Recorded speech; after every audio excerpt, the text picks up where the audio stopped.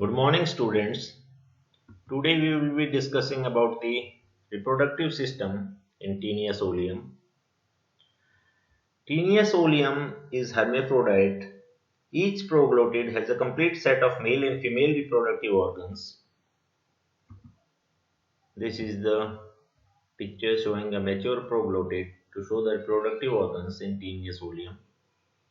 And the reproductive system in Taenius oleum will be discussed under two subheadings, that is male reproductive organs and female reproductive organs. Myself, Dr. Balram Sai, Assistant Professor in Zoology, Government Unga College, Bikaner.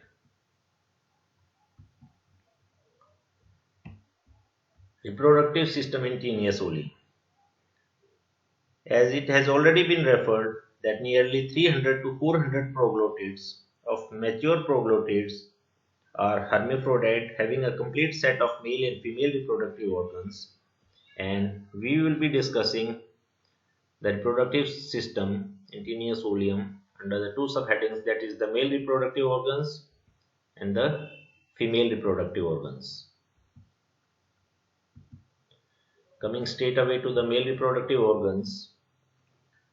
Male reproductive organs consist of testes, vasa efferentia, vas deferens, serous penis, and serous sac.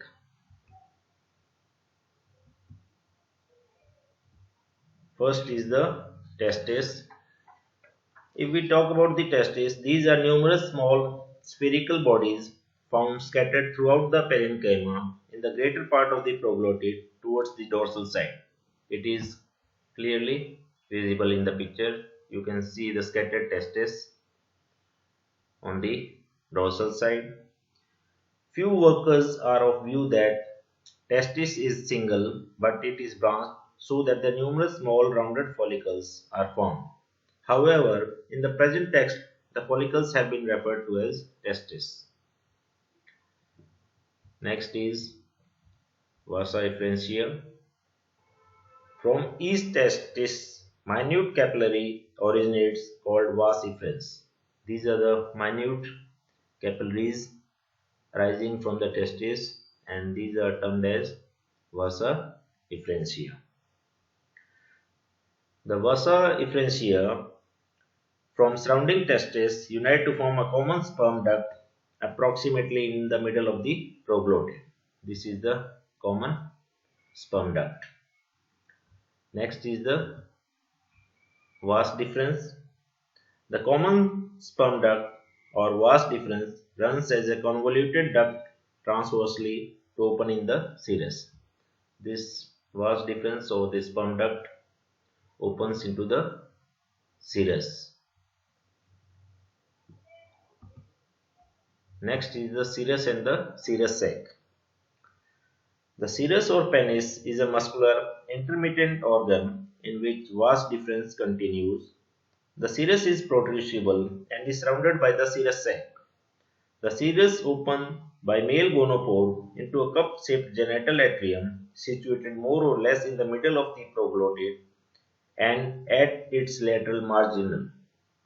Here you can see the serous opens into a cup-shaped genital atrium, and this is the common gonopore. This is the genital papilla.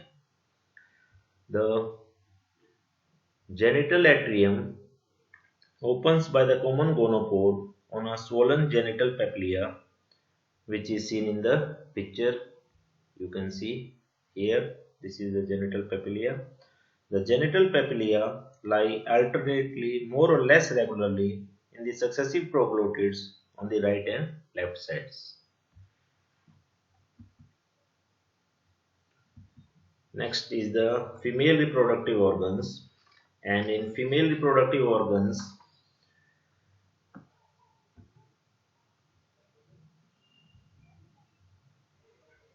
first organ is the ovary. It is bilobed, situated ventrally in the posterior part of the proglottid and also called germarium. Both the lobes are connected by a transverse ovarian bridge or isthmus. Here you can see in the picture, these are the ovary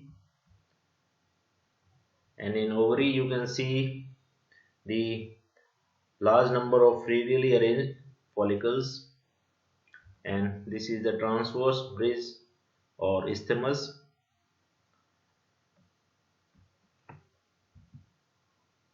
Next is oviduct. Nearly from the middle of the ovarian bridge, a median short but wide oviduct arises which opens into the ootype. From the bridge or isthmus arises the oviduct which opens into the ootype, and ootype is surrounded by Mallee's gland. Ootype. It is a small spherical bulb-like structure situated at the junction of the oviduct, uterus and vitelline duct. This is the ootype which is situated at the junction of the oviduct, uterus and vitelline duct. This is the vitelline duct. Next is the vagina. Here you can see in the picture. It is a narrow tubular structure that runs slightly obliquely inwards from the female gonopore in the genital atrium and dilates to form seminal receptacle. Here you can see it forms the seminal receptacle, and the function of seminal receptacle is to store the sperms temporarily and continues as a narrow short fertilizing duct to join the oviduct. Next is the uterus, vitelline gland and Mallee's gland, which will be discussed in the upcoming slide.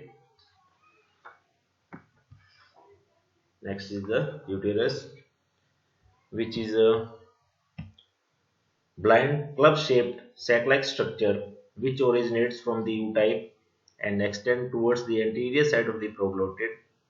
The fertilized eggs are packed in it, and in gravid proglotids it becomes highly branched, having 7 to 10 branches, as you can see in the picture.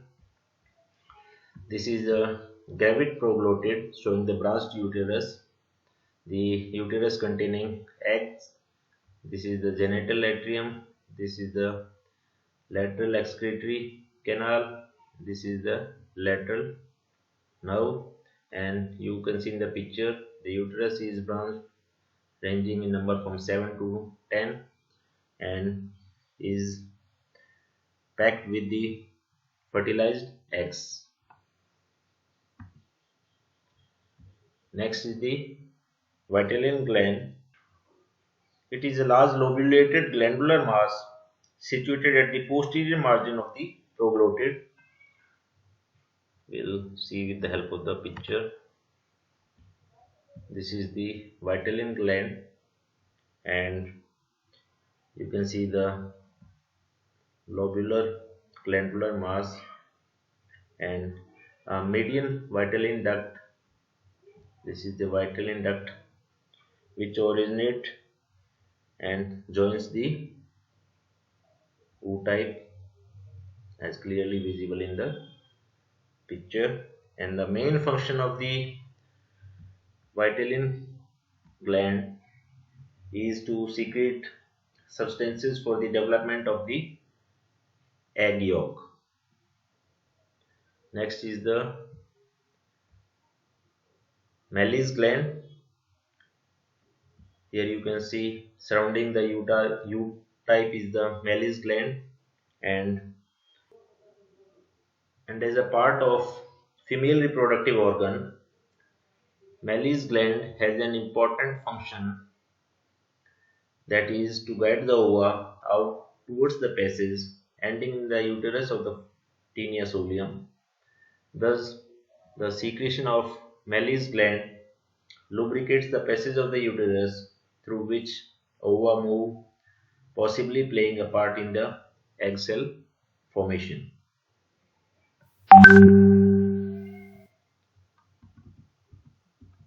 These we have already discussed. Thanks a lot for paying the attention, and in the upcoming lectures we will discuss according to the syllabus, more topics. Thanks a lot. Thanks again.